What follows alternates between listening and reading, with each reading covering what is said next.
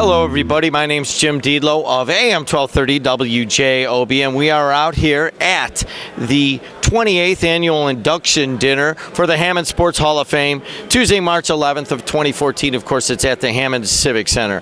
One of the inductees tonight is very respected nationally as a small college basketball coach, and he went to Morton High School. He also went to Hanover College, and then he was at his most well known for being at Taylor University here in Indiana, where he had an astounding 734 victories to 375 losses, qualified 14 times for the NAIA National Tournament. That's Paul Patterson. Congratulations tonight, Paul. Thank you. It's an honor and a privilege to be back in our hometown and be recognized by people that you identify with.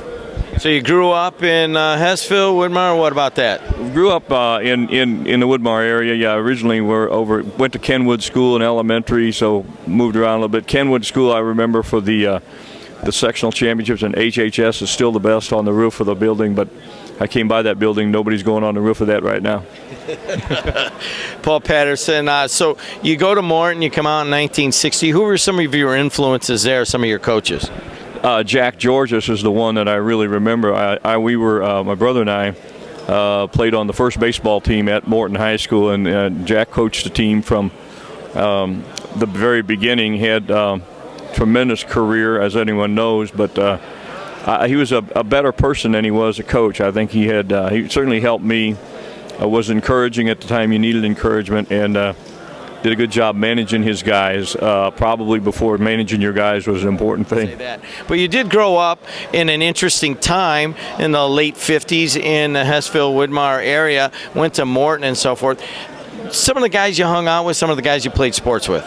Well, used to come over here to the Civic Center a lot during as soon as it opened up in the fall for free play, and played with guys from Hammond High. A guy named Serban who wound up playing at Cincinnati, and Rich Florence played football and basketball at Morton with us.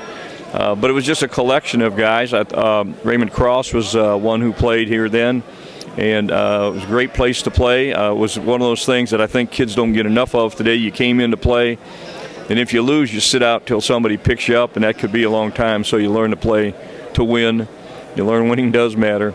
Those were great times. We played baseball in the summer times, and had played or on a team with Stan Baffia. And I don't know how many people understand what his career was like, but his team, when he was a senior in high school, had East Chicago Washington down 4 late in the fourth quarter, the year that East Chicago Washington beat Muncie Central for the state championship. So there might not have been a East Chicago Washington state championship without if they'd have been able to pull that off. Just a lot of as I came back here, I'm just amazed at the number of outstanding championship level athletes that played here. It made me feel better because I was an average player, but I realized I was playing against really good people in those days, and people who loved the sports and competed really hard anytime you played.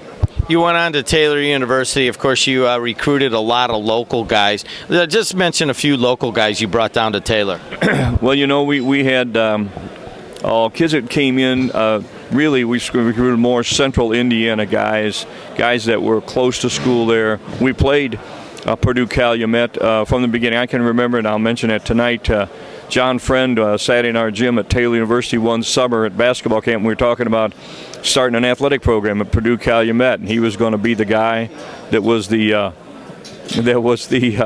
AD, and we just talked about what all that took, and then he did a tremendous job of building that up. I coached. They tell me something over 1,000 games at Taylor, and maybe the best, the most competitive, and the most meaningful game was against Purdue Calumet for the district championship and the right to go to Kansas City, and it turned out to be a one-point game. It was that team with Tony Vermajon, and Novak was on that team, Tony Garvey, and a couple other kids. That was a really, really good basketball team, and that was a great time in the NAI before they went to divisions.